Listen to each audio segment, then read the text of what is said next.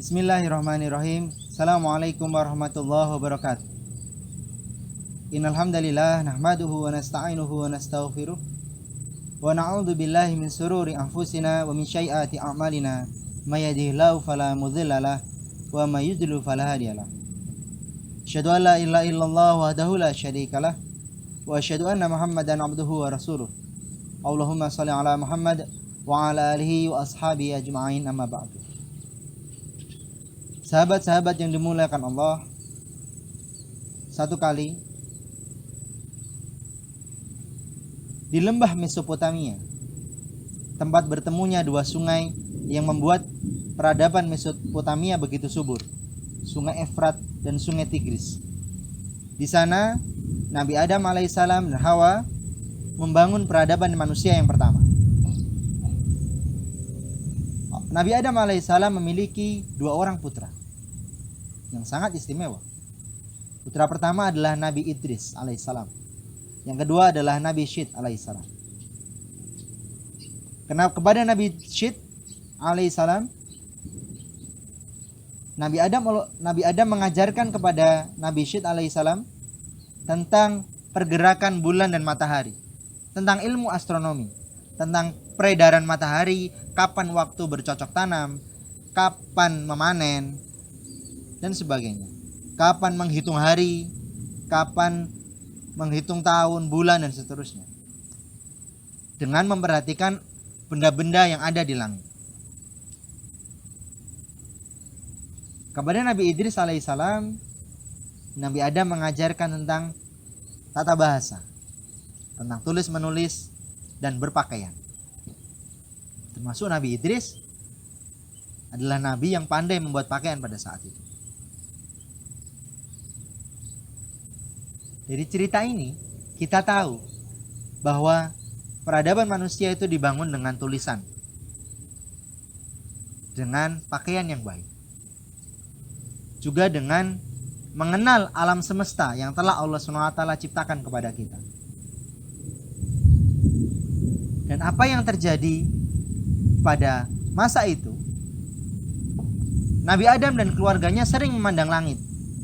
Barangkali mereka rindu, karena dulu mereka tinggal di surga, di langit Allah SWT, sehingga mereka sering memandang langit. Mereka rindu berjumpaan dengan Allah SWT. Dan di generasi-generasi berikutnya, orang-orang juga masih sering memandang langit. Tapi ketika mereka memandang langit, mereka mengira bahwa matahari itu adalah Tuhannya. Mereka mengira bahwa bulan itu adalah Tuhannya.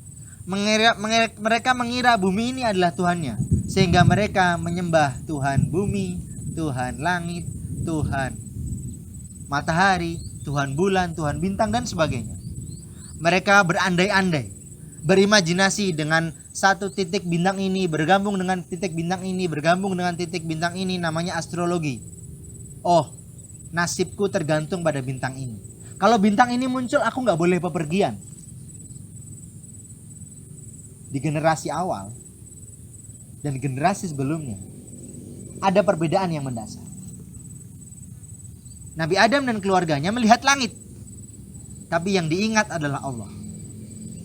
Di kemudian hari, generasinya juga masih memandang langit, tapi mereka tidak beriman kepada Allah.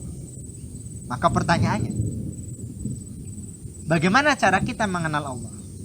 Beberapa orang mengatakan, dengan kita mengenal ciptaan-ciptaan Allah, itu benar. Tapi tanpa wahyu dari Al-Quran, otak kita hanya akan berimajinasi dengan apa-apa yang kita lihat, apa yang kita dengar, apa yang kita rasakan. Kemudian kita menggambar-gambar seperti yang ada di mitologi-mitologi itu. Berandai-andai. Maka bagaimana cara kita mengenal Allah? Adalah dengan memperhatikan ciptaan-ciptaan Allah yang ada di sekitar kita, termasuk yang ada dalam diri kita. Ditambah satu yang paling penting, dengan Al-Quran. Karena Al-Quran ini adalah sesuatu yang tidak ada keraguan-raguan di dalamnya. Dan inilah petunjuk bagi orang-orang yang bertakwa. Semoga Ramadan ini menjadi sarana kita terus berinteraksi dengan Al-Quran dan mengenal Allah dengan ciptaan-ciptaannya melalui Al-Quran.